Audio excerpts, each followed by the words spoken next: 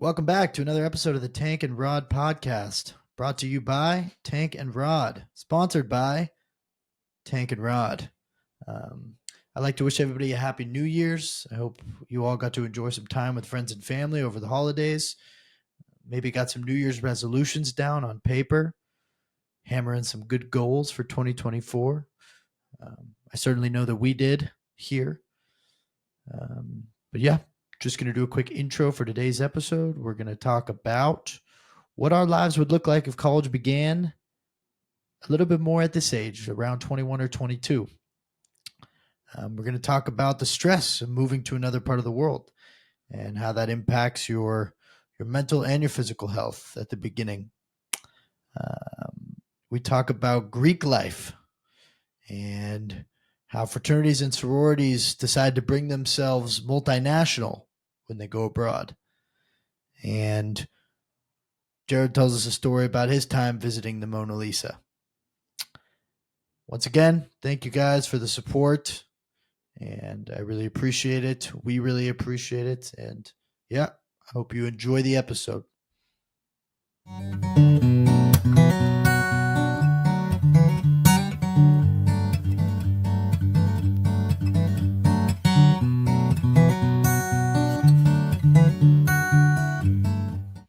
Game time. Game time? Mm-hmm. All right, then. Winter edition. Winter edition. We don't have heating out here in the garage pod. Garage pod. Yeah, I may look pretty dapper with the space, but this is just a garage. And it's cold as fuck. I got this. I got the gobble.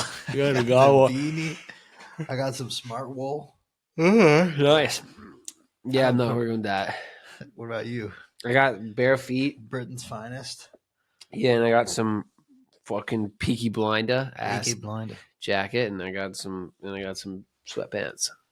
Saw something about that today. Cillian Murphy said that he would be open to making a Peaky Blinders knockoff movie. Not a knockoff, but like a standalone film. Yeah. Wow. Not specifically Peaky Blinders, but like a Peaky Blinders genre film. Like a Brit 17th century, no, like 19th century mob movie. Mm-hmm. Swag. Like a beans on toast mob movie. Beans on toast, bangers and mash. Shout out Britain. Y'all's food sucks. That's just a fact. There's no way around it. Happy Sunday evening. Happy Sunday evening. Good stuff. How you doing? Good. Just, we're out here finishing up finals. Yeah, I got a last one here. A couple more. Headed back home to the set. Back to Seattle. Headed back to the set. Yeah. Gonna go back to Seattle, go to the farm.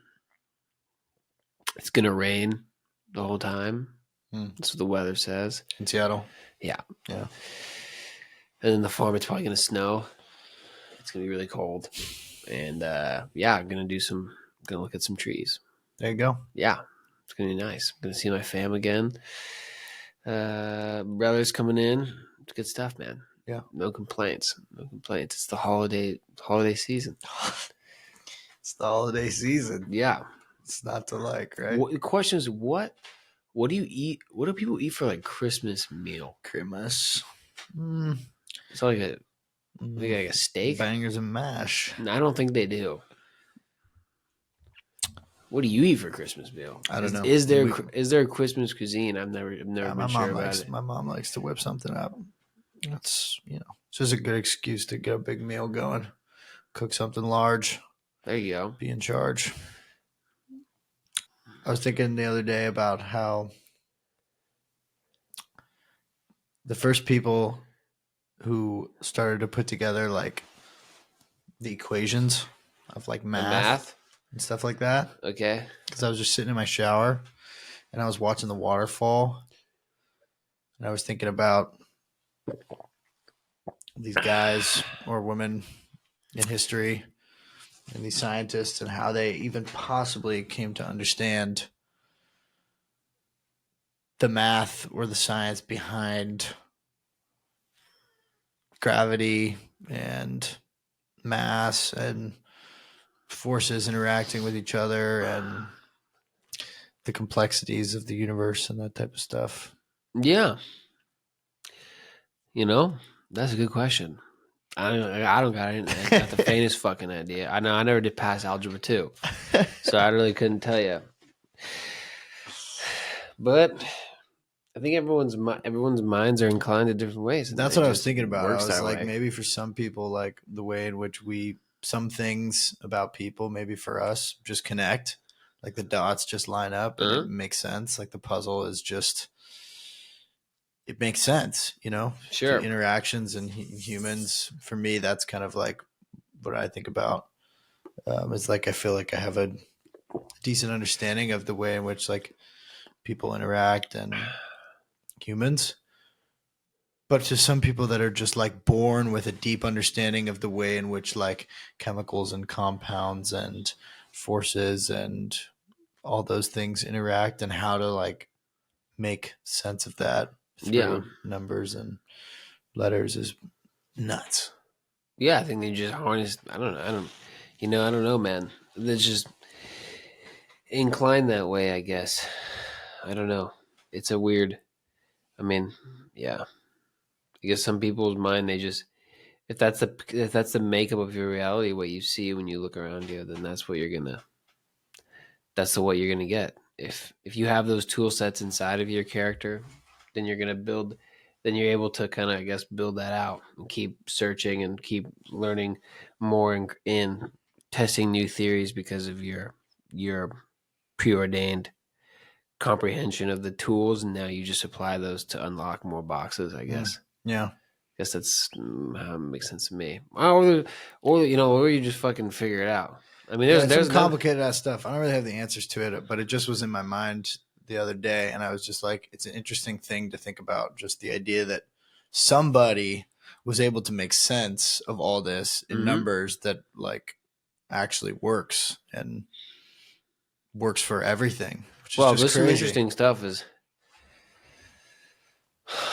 I'm not gonna butcher it, and I'm fucking too tired. It's late for me to really be thinking about this. But there's like other maths, like entirely different quantitative systems that exist. I was learning about it. I was reading about like that in India before the Europeans came, like they had a completely different mathematical system that was predicated on like completely different, like had predicated on some different concepts, and it was really functionable and like really advanced, and it was like but different, and so that made me think is like the way in which we comprehend reality is funneled a lot through our mathematical understanding. Definitely. But it's like that's still just a construction of humanity. And it works functional. It does function, but it's like it's still a user interface in which a manufactured user interface to engage with the universe's happenings. Do you think it's an important thing for people to learn in school? Math and that type of stuff? I mean, it'd be pretty hyperbolic for me to say that no, considering I was since I fucking sucked at it. Or I don't know. I tried. I'm not. It's not my strong. It's not my strength. Not that I suck. It's just not my strength. Change that internal narrative. Not my strength. No old age. I tried. Did you just say in my old age? In my old age, yeah. Oh my God. Not in my old age. That's not what I mean it like. I like that. Whatever. If we sit up here and just start using that one, people will just get out of here so fast. Yeah. No, not my. But I like it. Well, I agree. The reason why I actually do say that respectively is because I haven't taken a fucking math course since I was 17. Yeah. In a junior in high school. So, yeah, it does feel like a long time ago. I'm about to graduate college, and I haven't looked at a fucking number on a page. I miss it a lot, actually. I don't miss it at all. I loved it. I hated it. I like geometry. Geometry was mid. Geometry was one of my favorites. Geometry was fine. Like I was like, okay, it's like shapes and there's like angles. I loved it. I loved the finiteness of I did not. math and science just made sense because there was one. And I also really learned well that way. Like if I was shown, and still applies in my life, if somebody shows me how to do something in visually, the system with which to solve a problem, it really quickly is just locked in. So Mm-hmm. if they would sit up on the board and do a practice problem, I could comfortably answer. At the end of the day, it was just plugging in different numbers to all those problems. But I really liked math. It was always, maybe I would love to. I just liked using that part of my brain. Uh-huh. It felt really fun and engaging, or like physics problems. And I was never, and I didn't go to school for engineering, but part of me wishes I did, just because I really always loved that stuff and architecture and building and just problem solving and engaging your brain in that way. But I think that's kind of why, at least for right now, where I am in my life, I've navigated to some of the things that I'm working on with the different entrepreneurial pursuits. It's a similar thing. It's this problem that Uh-huh. you can kind of see there's a bunch of these pieces, and how do you plug them in together to make something work? And it's the same way with engineering or architecture or math. It's the problem, and how do you follow a certain set of steps in order to create something here. Someone Yeah. might totally disagree with that, but I think it's a similar concept. But yeah, I like that stuff. I like working with my brain in that way. We were walking around when we were in Barcelona. We were walking around with our other friend Jack, who is a skater, Milo, and myself. Uh-huh. And the craziest thing was, just like I said earlier, like the way in which people see the world is completely different depending on their hobbies or things that they've learned and stuff like Mm-hmm. that. And so at the time, I was shooting a lot of film. So Yeah. I was using the camera a ton. And so I was really actively looking everywhere I went for shots and how I can see things and angles and shadows and how to line things up so that it's, yeah, composition, and just looking at a scenery and thinking like, okay, can I put a camera up here and how's this going to look? How's this going to come out in a photo? Uh-huh. Colors, lighting, all of those things that I wasn't doing right at the beginning when I got the camera, but as I progressed and learned how to use it, and working with film is also really nice. And I'm no expert, but just as a hobby, it's like it completely changes the way in which you're observing the natural world, Mm-hmm. because I'm looking at things, like I said, specifically for how can this line up in a frame, or how can I take two steps to the left to make this wall line up perfectly with this lamppost that's protruding out of the top, so that you get this kind of cool, weird look. Uh-huh. Um, and then we were with Jack, who is a skater, and he's obviously not aware of any of that stuff.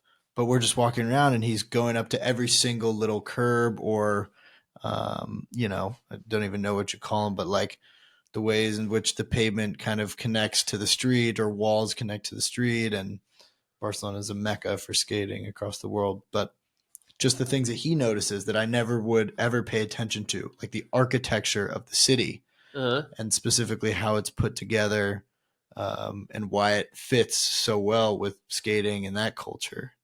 And just different benches and curves and stuff like that. And then you have Milo, who's more of an artist, and so he's paying attention to a completely different set of things and looking at different components of the architecture, but also all the artistry within the architecture, and how people have put together the cityscape and all that stuff. And I just thought it was super sick because I had Yeah. never really thought about that. But just three of us who were at the time focused or interested in different things, but also there together, and just the way in which we perceive our surroundings was completely different, which I thought was cool. Like obviously we're all seeing the same thing visually, Yeah. but what we're the pieces that we're putting together are completely different. Yeah. No, it's interesting. I think everyone. That's what. Yeah. Yeah.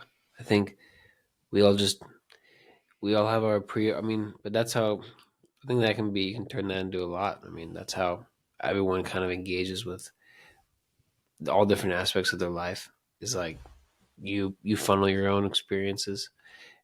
through your own lens, and the person next to you will never see the same thing the same as you. Totally.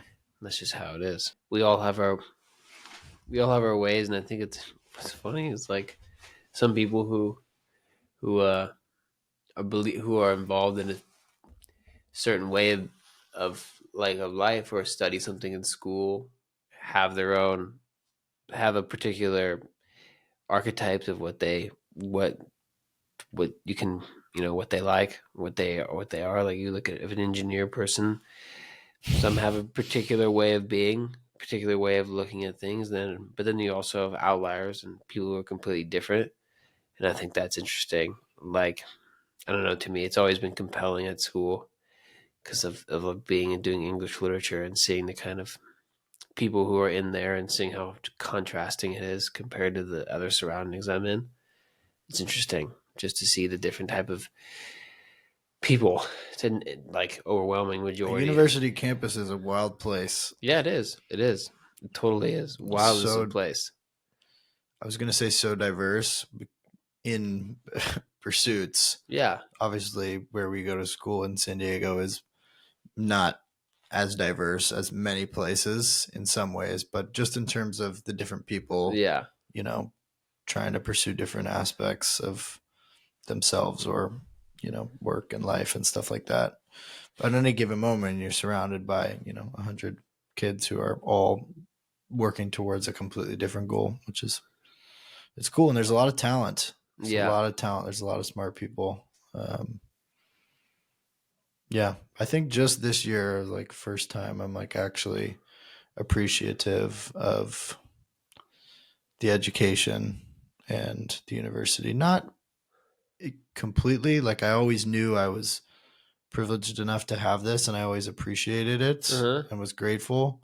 But I think the first year that I'm actually taking full advantage of what this place has to offer in terms of resources and teachers and programs and connections. I think, the first couple of years, your motives are in a little bit different place, at least for us. But it's nice to feel like, wow, this is actually super legit what we're getting here. Yeah. And it's definitely worthwhile if you're willing to make it worth your while. You get out what you put in. Totally. Yeah. It's cool. There's a lot of just the professors and, the academics and stuff like that. There's a lot of value there.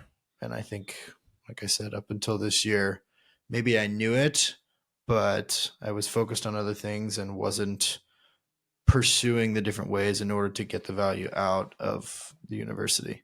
So it's nice to feel like, okay, there's a lot of people here and a lot of people who are super, super willing to spend their time and energy to help me find what I want to do and figure out how to make that happen. Yeah. Which is cool. Yeah. I think that's... Do you agree? 100%. I agree 100%. I think... Yeah, I do.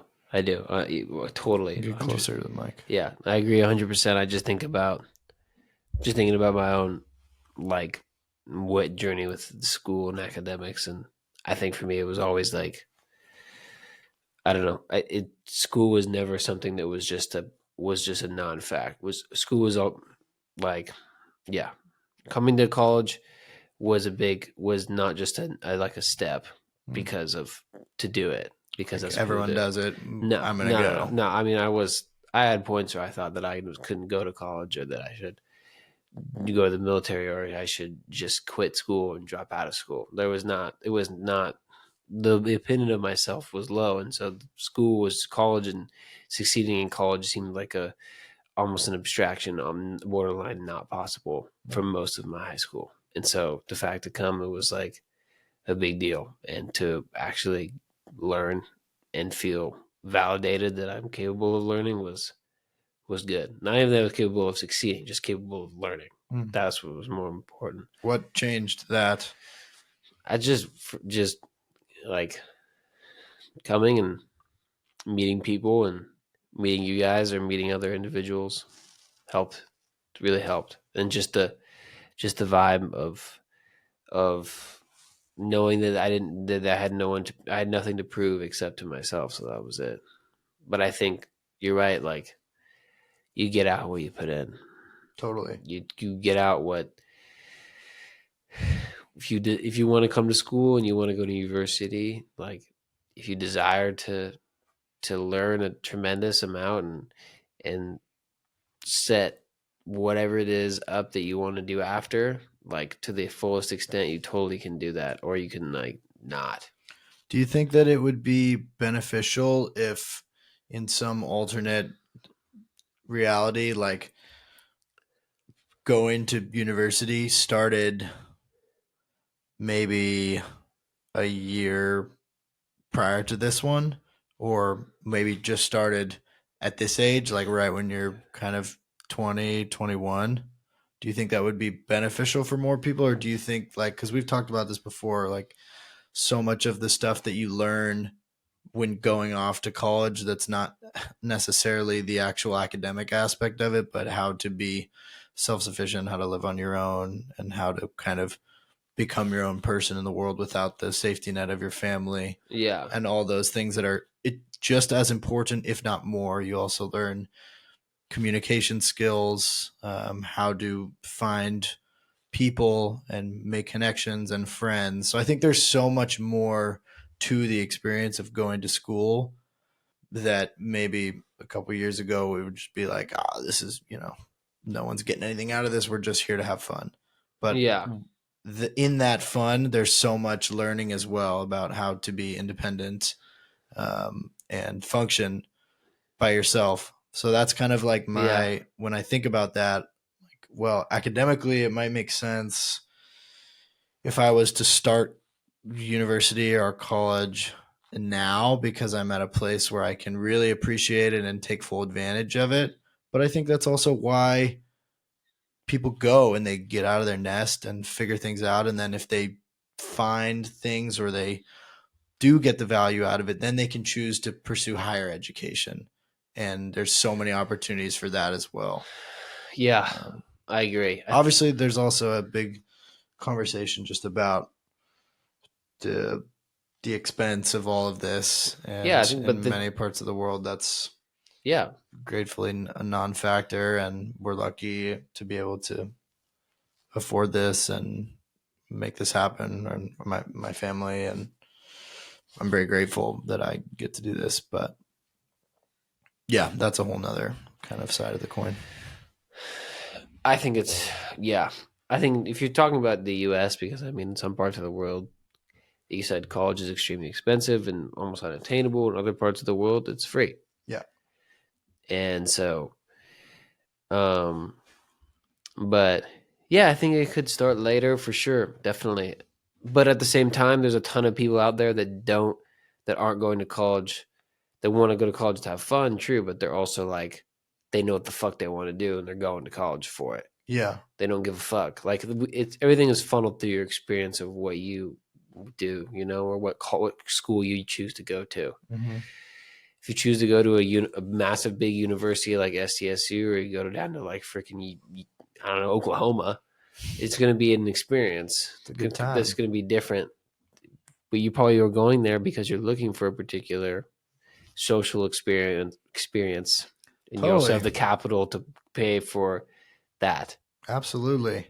The appeal for so many people of going to like a Big South, SEC, or one of those schools where the football and everything is a huge component of the lifestyle there is enormous. Yeah, It makes total sense. totally. When you're coming out of high school, depending on where you live, a lot of people watch a lot of football. Yeah, But it's a huge part of American well culture. said. And Enough said, so, really. like, to the idea that you can go to a place that has these enormous events that are bigger than professional events many times, super appealing. Yeah, And then you have other people where maybe the location is a draw, or like you said, the specific academia of what they want to pursue. Maybe they already have the concept of what that is, and that's a draw. But it's so, yeah, well, I think like you said, though, everyone needs. There is a certain. You got to get out of the nest. A definitely. certain. I think everyone kind of. But at the same time, though, that there's There's plenty of people who there's plenty of people who in parts of the world, like many friends I had when I was overseas, the they idea. don't leave. That for them, it's totally socially acceptable to stay in the house till they're 30 with Yeah, their family. That's like totally fine. and that's great. It's not exactly what I would. I don't think It's not what you would want. It's not what you'd want to It's do. probably not how I would have my family, but I think I totally respect it and it makes sense. It's just not me. Like, Yeah. no part of me is, I'm not a homebody at all. I saw something the other day that was like, home is not your home, it's where you feel home. You know what I mean? Does that make Sure. sense? Yeah, that's This is like one of those like corny things, yeah. but Like the home is not a place; it's a person kind of situation. shit like that. Yeah, yeah. But yeah, I don't know. That's just me. You know, But that's me. how I feel. I feel you. Yeah, But I feel that too. It's like, yeah, okay. it's, I don't want to be. I wouldn't want to be at home either. but some people just do, and some people just, that's enough for them. And sometimes I envy that yeah, as well.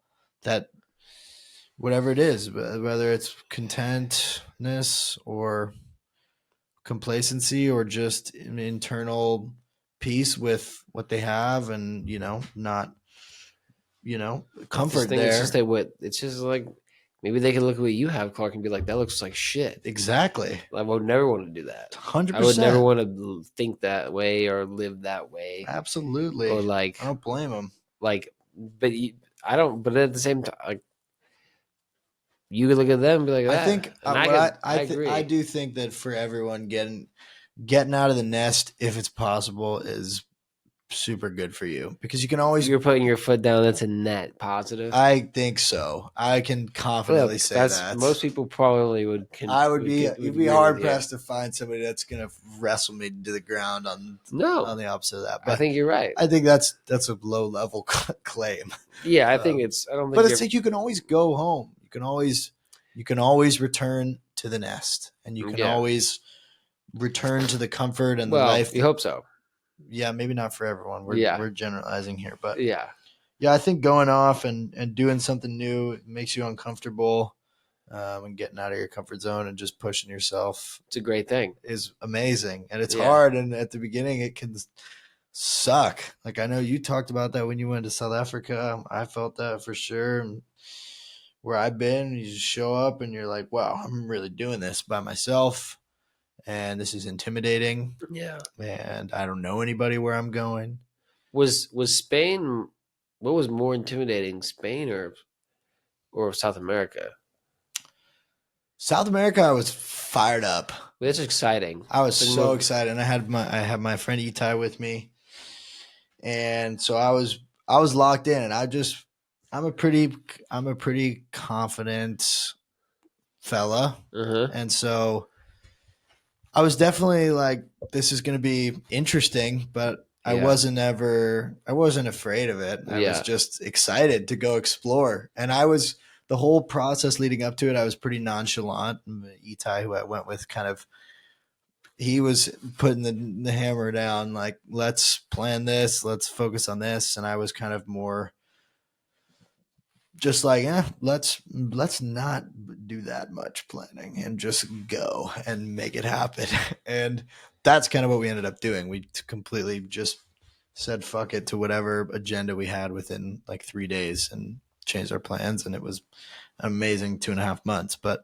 And then Spain, my girlfriend at the time, we went together. And so that was also like a major comfort. I wasn't in a great place mentally when I left. So I had definitely some anxiety and was just kind of afraid of, what the hell. And it was super hard at the beginning. I was sleeping like ass. Like, I couldn't sleep. My body, my nervous system, my mind was so geeked. Because the time change threw me off, and I was just like, what is going on? It was a lot. And I met up with my buddies that I had met in South America the first day. So the Spain intro was pretty intense. Yeah. But that happens, man. When you go somewhere, it's like your body there's a lot going on. Your whole physical environment is changing, your whole world is changing, and you have to wrestle with all those thoughts and all those questions, and then also know that holy fuck, like this is a long time I'm gonna be here. I Yeah. know you said that the first day you got to South Africa. It's like, holy shit, like what the hell did I just do? Yeah, I'm it's gonna just be like here for a year, man. yeah. Like I don't know a soul. Yeah. This is a completely different part of the world, but the most amazing thing is when that starts to simmer down and you start to get comfortable and you start to build some connections and you start to build a life, and it just is like, this is so Yeah, sick. gratifying. It's so rewarding. It's insane. And so I think that applies to anybody everywhere. If there's a feeling of, wanting to spread your wings, whatever that looks like, it's hard. It's scary, but it's fun as hell. And it can definitely be, it's harder in certain environments. It's much more difficult. Like if you go travel and you just land at a hostel somewhere, anywhere in the world, like when we got to South America, we stayed in hostels and on boats and, in rugged parts of the world, wherever we were, but there was always other people around. Yeah. So there's always a comfort in that because there were all other travelers from all over. And so it kind of eases that stress because you know that everyone else is in this with you Yeah. and they're all out of their comfort zone in the same way that you are. And it just is like, man, we're all trying to figure it out here. We're all trying to have a good time. We're all trying to explore, experience, meet new people, eat new food, everything, speak the language. So having a friend for that one was helpful. And Spain was different. It was hard. Spain was hard. I moved in with a host family and I was just like, this is intense, man. This is intense. And it was a totally different experience because I wasn't surrounded by a bunch of, like I said, I had my girlfriend and that was like really helpful Yeah. because it was hard. And I didn't even meet that many people in Spain throughout the course of the 5 months that I was there.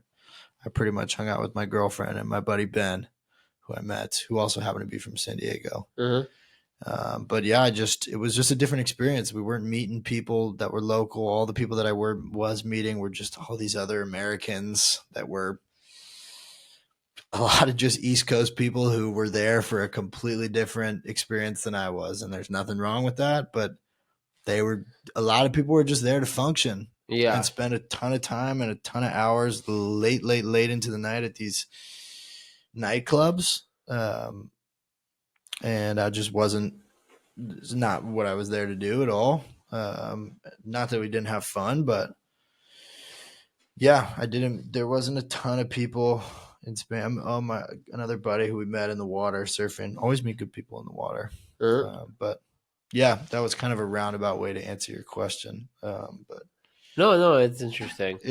yeah, You made an interesting point though about how your body gets geeked. dude, this is something I've learned a lot just through my therapy and stuff that I've had to learn just in terms of the connection between like your mind and your body. Like your nervous system is so connected with the brain. Uh-huh. And when you're uncomfortable, you feel it physically. You may not be totally aware of it, but like your body is alert and active and aware, and that can create some anxiety. And for different people, it manifests in completely different ways. And some people don't deal with that. Like some people, their bodies just don't get to those like heightened states of alertness, I think, as often. But I'm naturally a little bit more angst Uh-huh. prone. Like if I drink a coffee, I'm just like zapped and I don't love it, but I still love a good coffee. Mm. But like you can drink like 4 petrols I drink a lot. I drink a lot of coffee. and don't even feel it. But if I drank 4 coffees like you did in the morning, I would not be okay at all. Yeah. Well, most people probably wouldn't. Yeah. But my point is just Yeah. that different people's nervous system react differently to stress and to the changing in environments.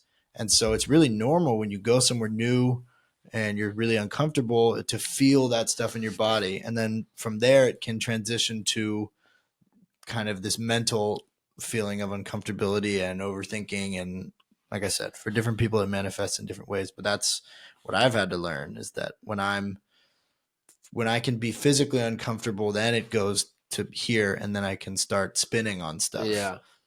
But it is really normal, and that's why a lot of people don't get good sleep when they go to a new place, because, and this is something that happens for everybody, but your brain is processing all this new scenery, and your brain's role in this world is to try and protect you. Mm-hmm.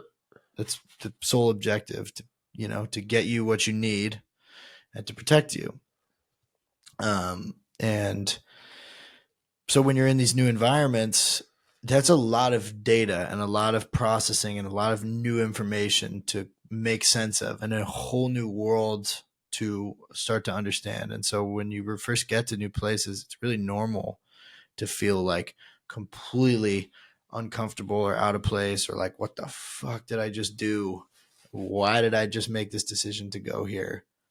But just knowing that over time, that does kind of calm down, and you do start to build a routine. And just like you said, and we've talked about it before, there is some blessing of, if you go a place where there's the ocean, whether that's getting in the water for surfing, whatever it is, and I know that you always have that. Yeah. And you can always go for a run, and you can always go and find something that calms you down. Yeah. And so I think it's important to remember those things even when you get to a new place, because your body is going to be in a state of alertness. And so just doing the things that you need to do that bring you a sense of calm and kind of ease that stress is the best thing you can do for yourself. Yeah. No, definitely. You can't. Yeah. In my opinion. No, I agree. I agree. That's what I did. I just remember, it's just funny, like how it really things get really wacky. It's just like, I remember, like, when I first got to SA, like I didn't like eat for like a week. Yeah. I wasn't even hungry. Dude, everything's a tripped out, man. Yeah. You're like, what the hell? Yeah, I didn't eat, and I like couldn't take a shit. It was like, but it was like partially because I couldn't shit because I hadn't ate nothing. So it was like, empty tank, nothing going on. And so I was just like, I just remember, like, I had some cornflakes. I went to the store and only bought cornflakes, and I ate like 4 or 5 handfuls a day. That was it. Did you move right in with Yeah. the crew? The crew? Like all the people that you were living with, the South Africans? No, they were already living in there. You just entered their life. I went to I got picked up at the thing. I got into Port Elizabeth International Airport, which is one terminal, one baggage claim, has like one flight goes in there every like 3 days. It's not international. They were like, "Hey, come, the bus is going to get you." From the school? Yeah, and they was like, "Look out for a thing with a guy." And I was like, "Oh my God." But luckily did he have a nice sign for you? He did. Luckily in the Discord chat, one of the other American girls had got there first, and she was like, "The place is real," is what she said. She was like, "I went there. It does exist. I'm here now. It exists. I like, don't worry, guys, it's real." And I was like, "Okay, thank God. Like, at least someone made it there." And then I just get there, and there's just dude with the sign, just says Jared Rowland, Nelson Mandela University, and I was like, "That's it." And I was like, and I got in like those Toyota taxi cabs, like the big van ones, by myself. Put my surfboard in there, and he drove me there, and then he dropped me off. I checked in at the reception. They gave me an internet code, and they were like, "You live there now." You live there. Like they had like a fingerprint scanner to get into the rooms. And all the boys were there? No, they were all on break. There's nobody in the room. It was just empty. For how long? Like 2 weeks. Just you? It was just me and then the other fool that moved in there. Part of the program. We just moved into this room, and I was just in this empty room. Were you hyped? I was like, this is fucking weird. I think it depends. There was like flies flying around. There was the trash was overflowing, and I was like, what the room was just weird. It was like very prison-like. And it was like, well, it's right next to the beach. And then, yeah, I don't even remember. Dude, I really didn't even know anybody. I didn't know anybody until we had the fucking orientation. Did you think you had made a good decision? No, I thought it was a damn fucking shit decision. I was like, this is a fucking random ass place out on the fucking literally 16 and a half hour flight. Like I actually did the math. It is one of the farthest locations I think from my maybe hometown. Australia is farther. No, I actually No? don't think it is. Really? Because Australia is, I think because you could fly down Oh. from like if from Seattle, I said. Oh. Because I think if you could fly instead, because Seattle you have to fly all the way across the U.S. Geography is not my strength. It Yeah. has become. I've become better. Yeah, but either way, it was far away. It was a far place, and then so yeah, I thought it was a bad decision, super bad, and then yeah, didn't ended up being pretty cool. But either way, like I was out of whack. I hadn't ate anything. I had no food. Like I was out here in this random ass fucking place. Like, and then you know, one thing led to another. We went to an orientation, met a couple French guys and a couple German fools and some other heads, and we just got to it, made it happen, built some sick ass adventures, man. I mean, I remember my first homie, my dog, who's coming here to visit us. Like, he came up behind me and I was taking a piss, and was just like, Do you reach around from the back? "That's not what he did." No. No. That would be like a not a super out of line play for South Africa, though. You know, that's a difference. I don't know. I have no idea. No comment. I tell you that I did meet some crazy fools in the bathroom there for sure. It was fucking wild. Is it a good place to meet people? Would you say South Africa in the bathroom? depends on what your objective is. I don't know. It can be better than other places. Well, we know you wasn't looking for that book of sugar back in those No, days. no bigger sugar back then. I was off the juice. Just taking a whiz. Yeah, I was just taking a whiz. But my buddy did tell me a story about when he met the guy in the bathroom and told him to pee in his mouth. What the fuck? Yeah. Dead ass? Yeah, for real. This guy was like, I got down on his knees, like he's like, "Will you please pee in my mouth?" And he was like, "No, no way." Yeah, my hair was shorter than it was. I wasn't in Jesus mode anymore. No, you weren't. Wasn't past the shoulders. I just chopped it because I was like, I can't be going to South Africa, meeting all these new people, looking like a fucking like I just come out of the Sahara You Desert. were probably on a wearing your Bob pilgrimage. Marley tank, your No. Tivas. No, I was dressed nicely. Dude, this is what everyone just thought. You were such Jared Granola. Dude, I was just exploring. I don't know. I just got out of the relationship. I was exploring new places. How long had you been out of a relationship for when you left? A while. Like the whole year? No, yeah. I left in June.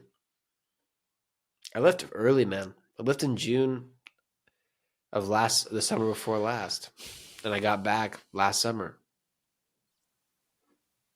I got Crazy. Yeah, it's fucked. It's still like fucks me. It still like trips me up. Honestly, it's just to think about just like this huge year. I was just looking back at some stuff too. It's crazy. Yeah, I don't even look back on stuff super often. Well, I don't know. I do sometimes, but it's like It takes a lot of energy. kind of. But it also feels like the year was so long and it had so many different twists and turns that like I feel like I already did that looking back stuff on like South Africa, like that already happened like when I was When in you were England. there, Like, yeah. when I was already abroad. Yeah, totally. Yeah. That was what was happening for me, like when I was in Spain and we were doing all these trips. It's like we were on this big, long 7 or however long vacation, 7-month long vacation. Yeah. But then every weekend we'd be going somewhere else, like a vacation on top of the vacation. Yeah. And then you come back and have your little Yeah, reset time. That was too much. You guys were not jet jumping, It's man. not the way to do it at all. I don't. It's if I could advise anything, it's that if you're gonna go somewhere, 50 countries been to 200 feet. it's just so stupid. Oh my god, Those posts have me dead. dude. When we were seeing the flight maps, was Yeah. insane. Your guys is? No, like with the people that were posting them. Oh yeah, like over 50 air 50 flights. cities or like this, just like you're so sick. You're like, sick. You're literally sick. Yeah. Because you checked so many boxes. No, but people would just be posting that. I would just be like, dude, this is so dumb. Like, because when you go to a new place for 3 days and it's an enormous city in a completely another country of the world, that's not enough time to get any sense of feeling of what this place has to offer. It is. You get a taste of it, and maybe you eat a couple meals and stuff. But it's enough time to get a croissant. There you go. My advice and how I plan to go forward in terms of my travels and exploration is just to go to a place and go to that place. Yeah. And stay for a while and build something. And that doesn't mean that you can't, if you want to go traveling, you can go and stay in a place, but stay put. If you have the time to stay put, do it for, at least a couple of days, and like just jet jumping. That's a good term. I never heard that. Yeah. Probably get slandered for that in Belgium. They're not a fan of the jet jumping. No, they're super anti airplane emissions, but well, I mean, it uses a whole lot of fucking emissions. Dude, I mean, we would show up to that Spain airport at like 6 a.m. on a Thursday or a Friday and see 100 kids that just were at our school and probably 1,000 more that were studying abroad in Barcelona. What? Unbelievable. I'm not kidding. Yeah. Like half the damn airport was like study abroad students. Like Americans and shit? Totally. Are you serious? Yeah. I actually just thought of that for the first time in a long time. What? I can't even imagine. That's just not. Dude, we would show up to the airport. It's an enormous airport, so goddamn efficient as well. Yeah. Like streamlined as hell, never waited longer than 5 minutes in a security those European airports are dank. And you just walk around. Mostly it was if you were going to be going to, like, if you were flying to Zurich or Brussels or, Paris or wherever it was, like some of the big cities, the box checking lists of all the study abroad kids, guaranteed whenever you showed up to the airport, you were going to see a huge number of study abroad people, because that's what everyone was doing every weekend, was just jet jumping. And it's, in one ways, I'm extremely grateful that I got to do that. Like I can't sit here and say that it wasn't fun and it wasn't awesome to be able to just go to new places every week. It's super exciting. You always have something to look forward to, but also it's not my favorite way to do it, and I wouldn't do it like that if I get an opportunity to go again. That's just an insane visual you painted. Like, I'm just imagining all these bro, and the thing is, like, just like so many of these kids, man, just so similar. Yeah. So many of them, so similar. Yeah. And that might be not fair to say because I don't know any of them, but it's just crazy that the outfits and just like the amount of dudes with like the same kind of haircut, and they're like 6 a.m. they're in like the joggers and the Air Force Ones, and they got like a Jansport backpack packed full for a weekend in Zurich. I don't even know where even is Zurich? It's in Switzerland. Oh. And they got their coat like that on that they bought when they got to Europe. Like their Europe style coat. Mm-hmm. So funny. And I would just laugh internally, even though I'm doing the exact same thing. So I have no place to criticize anybody. That's just a crazy image of all these American students running around in a big airport in Spain. And whether they were American or from other places, probably most of them were American. But yeah, that Barcelona airport got its money's worth out of the American abroad students. Wow. And yeah, I mean, it was fun, but it just, I stayed with a host family, and that was it was amazing, but I also didn't nearly get as immersed into their life as I thought I would. Yeah. And yeah, it was just, we went to school with all Americans mostly. And there wasn't a ton of opportunities for meeting local people or people that were not American. Was your classes all taught in English? All taught in English, yeah, and just a lot of UMass kids. That's interesting, man. Yeah, I mean, it's crazy. That's why like when we were talking to my sister, I Yeah. just think it's so, the idea of going as far as study abroad, the idea of going somewhere that's really out there and just different is so, it's cool. It's Yeah. really cool. And it's not for everyone. Like for a lot of people I know, the Europe is that's the first step, and maybe it's a huge step already. It's Yeah. an enormous step to push yourself out of your comfort zone and go to another country and where the language is different. It's a big deal, but for somebody that knows they're capable of it, I think going somewhere that's just a little bit more off the beaten path is, odds are you're going to get a lot out of it. That's all I can say. And it may be harder at the beginning and, different, but I think everyone that we know that's gone to, places in the Middle East or South Africa or South America or other parts of Africa, Asia, the experience is very different than what people get in an abroad semester in Europe. And yeah, I think, yeah, but I would be very, I think yeah, definitely. But it depends on where you go to. Yeah, I think totally. Barcelona is probably is a major mecca. It's a mecca. Yeah, yeah. It's hard not to talk about these things and not, like, you have to generalize in order to even have the conversation, because it's like anytime I say anything about Europe that's so there's so much depth in Europe, right? Like maybe the specific thing that I'm talking about is studying abroad in a huge city and then only spending your weekends in other huge cities.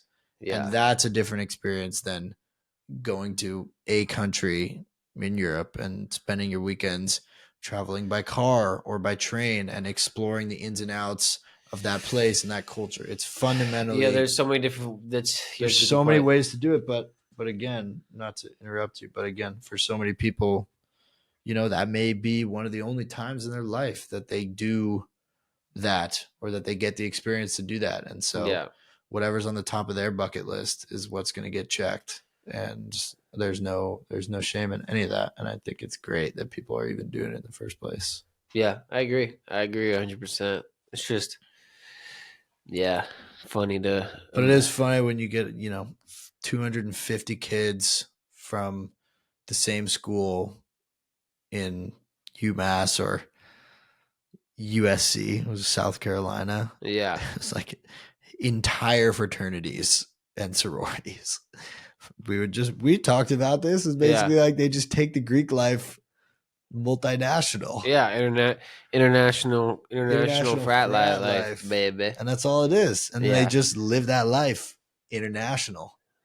And the Instagram stories are exponentially cooler because there's a photo of Michelangelo. Some bullshit like that. Yeah, or there's a fucking sculpture, and then there's like the DJs or whoever they are, like the famous DJs that like perform at these clubs and stuff. Well, you go to the club and then you go to the Louvre after, or you go to the Louvre then the club. Club. You get posts of you get posts of croissant, Louvre, club. Mona Lisa photo, blacked out. Blacked out Mona Lisa. That's the title of this. Yeah, blacked out Mona Lisa. I saw you me freaking Mona Lisa photos I saw from people that were abroad. I saw the Mona Lisa. You did? Kinda. I don't know. Were you blacked out? No, I was sober, but I thought it was mid. I don't know. I mean, it was cool. No. Weren't you saying that the other pieces in the museum were significantly more impressive? This is not the remote of a hot take. Anyone who goes, everyone knows the Mona Lisa is like, it's like completely contrived to say that it was not impressive, but it was pretty funny. Just to say, fucking Rogan was talking about this one time. Yeah, everyone's talking. He was just like, it was so cool to just like ponder the history and the depth behind the painting. I was just like, no, dude. But it was insane. The spectacle though, to like see how many heads are looking at it was insane. There's so many. Would you just look at it? There's so many. Would you just look at it? Yeah, there's way more cool. the Louvre is cool, but it's just got a lot of it's a little too much. Museums can be sick. I mean, I'm a museum guy. I like history a lot. Yeah. So for me, it's kind of up my alley. Like, especially like the historical shit. Yeah. I saw Napoleon's bedroom. Are you saying Napoleon's bedroom? Yeah, his apartment. Hmm. It was in the Louvre because that's what the Louvre was. Oh yeah, that's right. The Louvre was not a museum; it was a palace. And Napoleon was up there. He was cheating on his wife like a dumbass. He was, probably doing some kind of amphetamines, some French era blow, and he was trying to take over shit. And he was just a dumbass. That was going on. That's what most of those fools were doing up in there. They were just fucking around. And they had a lot of money. So, yeah, it is cool. I give the Louvre 5 croissants out of 6. That's what I have to say. 5 pastries out of 6. 5 pastries out of 6 and a lukewarm cappuccino. Yeah, I don't know. It's I feel like it's okay to talk about this stuff and just try to be gentle, because at the end of the day, we're so many people never get to do any of this stuff, and so to even sit up here and discuss that, like, the idea of country hopping every weekend for 4 months was not a good time just seems dumb, because in the eyes of so many that's amazing. But that was my experience, and odds are I'm probably going to go places again. And it's just learning. I mean, it's learning. I'm glad you did it. I mean, I didn't really experience the country hopping as much, and so it's valuable to me to know that it's not the way to go about it. Yeah, in general, I think some parts of what Europe had to offer and the places that I was in was not maybe exactly what I'm looking for. In terms of what I want. But yeah, you go and now and know it's like I probably won't put my resources into going back there first before I would like to explore a lot of other places and do a lot of other cool stuff. Understandable.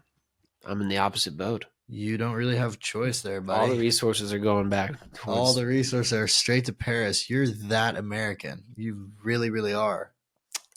No. You are, dude. Going back to Paris? Oh my God, back to Paris. Bro, you should have seen the fucking shithole that me and Aaliyah stayed in when we were in Paris, bruv. Dude. It was a fucking steel-plated door stapled into a concrete wall. Ugh. It was heinous in there, and it was not in the nice part. We never took an Uber. We took the metro everywhere. We probably spent 120 euros on the trip. For like, you said it was days. Great, though. It was banging. It was banging. We went and banging like mash. Yeah, banging like mash. We got some shit. We got some drinks. And then we got some snacks. No. And we're munching them up, and then fucking... Dude, there's so much munch in Europe. Like every hour of the day is just... I swear I just didn't think about much else besides eating next meal. You know? Well, when you're really vacationing, but I feel like sometimes when you vacate, I mean, that's what a big part of vacationing is. Just eat? Well, yeah, because you realize that you don't actually, if you're kind of doing something where you don't have anything else to do. That's the thing that's so great about surf trips, or like trips that are centered around an adventure for me. It's what I like, but same here.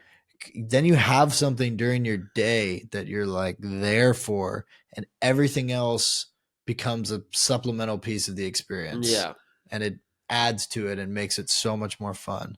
But when the experience is just the supplemental pieces and just kind of wandering and perusing, like everyone that's been there knows exactly this feeling of just like slow strolling down another street with beautiful architecture, and you're like, what a beautiful balcony they have. Like that's a sick fucking plant, or like nice rail work there. I don't even know. Yeah. You're like, okay, now where can I get some fucking gelato? Yeah. Or what kind of pasta are we going to eat for dinner?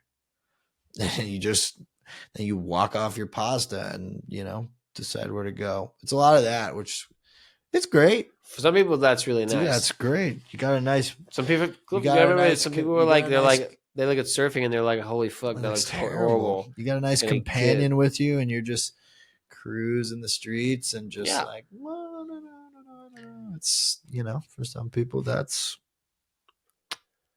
a 6 croissants out of 6. I like it sometimes too. It's Dude, it's good. nice. It can be good. It's great. It can be great. It can be okay. I mean, You can't always be on I'll hold my This is tongue. what like my mom says sometimes, because I would like say these things. She's like something along the lines of like, it's like you can't always be on a motorcycle dirt biking through the backcountry of Colombia. Yeah, that's fair. You can't. There's other things and vacationing and stuff like that looks different than pedal to the metal or throttle down. Yeah. And yeah, it's nice sometimes to just chill. Something I'm learning how to just Chill. chill. Yo, it's tough, bro. It's tough, bro. It's tough. There's no It's doubt not about easy. that. Like I said earlier, I'm envious of people that are just good at chilling, because it's not my strength. No. But someday I'll just keep going hard until I have no energy left, and then I just don't have a choice but probably get sick and then have to chill. I certainly didn't know how until I got into this current relationship, and my partner has made that easier for me and showed me how to chill and that it's okay to relax and that I'm good, that we're good, and that's it. And now I'm just like, all right, I can actually like kind of like I'm good. Like take my foot off the gas. I can just It's sit here okay. for a second. Like it's fine. It's gonna be fine. You're not wasting time. You're not missing anything. No, not wasting time. I'm not missing anything. It's fine. And yeah, I think I enjoy that. I mean, but I don't want that much in most of anything. Like I'm pretty. If like Simple guy. yeah, I don't know. I think if I can surf and it's like kind of sunny some of the times, it's like pretty good. That's the same with me. I was thinking about that today. Like, it's easy to make things complicated. Yeah, because they can be sometimes, and Yeah. you can get a little bit lost in your head about what you want or what you need or what's worth your time or what's valuable, especially at this age. It's a big part of it, a big part of why we're trying to do this as well. But yeah, I always feel it. Anytime I just get out and go get in the water or whatever and just take a second and not feel like I gotta be foot on the gas. Yeah, It's chill. You don't need that much, no, really. you do not. But it's nice where we live that the sun's out every day. Yeah, sure. It makes I it don't easy. know how the fuck I didn't want. I don't know how the fuck I didn't want to die when I was growing up. Well, maybe that's not true. I don't know. Maybe when the weather was so fucking shit that's why I was getting all faded on Kush. Makes sense, dude. I don't like it when when the weather's bad. It's hard. It's tough, Yeah, especially if you've become accustomed to good weather. good weather, Yeah, and you're not like.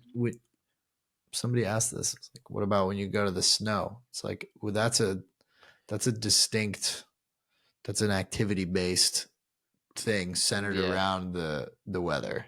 yeah, But like when you just live somewhere and the weather's ass,